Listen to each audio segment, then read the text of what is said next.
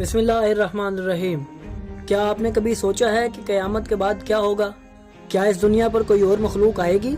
जिस तरह इंसानों से पहले यहाँ नसनास, जिन्नात और दीगर मखलूक़ात आबाद थीं, क्या इंसानों के बाद भी यहाँ कोई मखलूक आएगी या नहीं? क्या एक और नई दुनिया वजूद में आ सकती है? तो इन्हीं सब सवालों के जवाब जानने के लिए जुड़े रहिए हमारे साथ इस वीडियो में।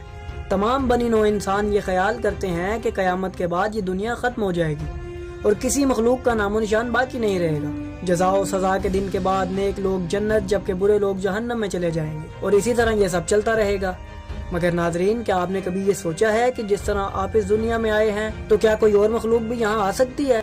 वो अल्लाह जो एक बार दुनिया खल्क कर सकता है वो दोबारा भी तो इसे खल्क करने की कुदरत रखता है। तो इस बात का जिक्र खुद उस बाबरकत ज़ात ने अपने कलाम में भी किया है। इरशाद होता है, क्या तूने नहीं देखा कि अल्लाह ने आसमान और ज़मीन को हक के साथ खल्क फरमाया? अगर वो चाहे तो तुम सबको ले जाए और नई मखलूक ले आए।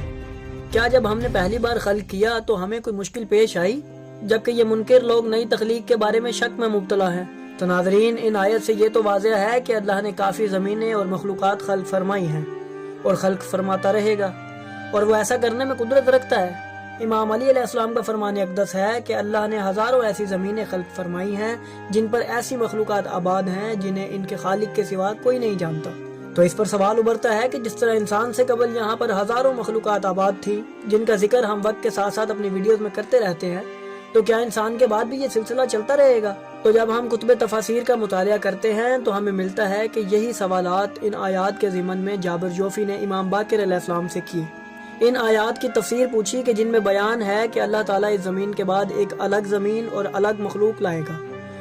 उस पर इमाम बाक़िर अलैहिस्सलाम ने फरमाया, ए जाबिर, इस आयत मुबारक की तफसीर यूँ है कि जब अल्लाह इस मखलूक को, इस आलम को फना करेगा, अहले जन्नत को जन्नत में और अहले दोज़ख को दोज़ख में ठहराएगा, तो इस जहान के अलावा एक नया जहान खल्क करेगा और ऐसी मखलूक वहाँ आबाद करेगा जो उसकी वहदानियत का इकरार करते हुए इबादत व बंदगी करेगी।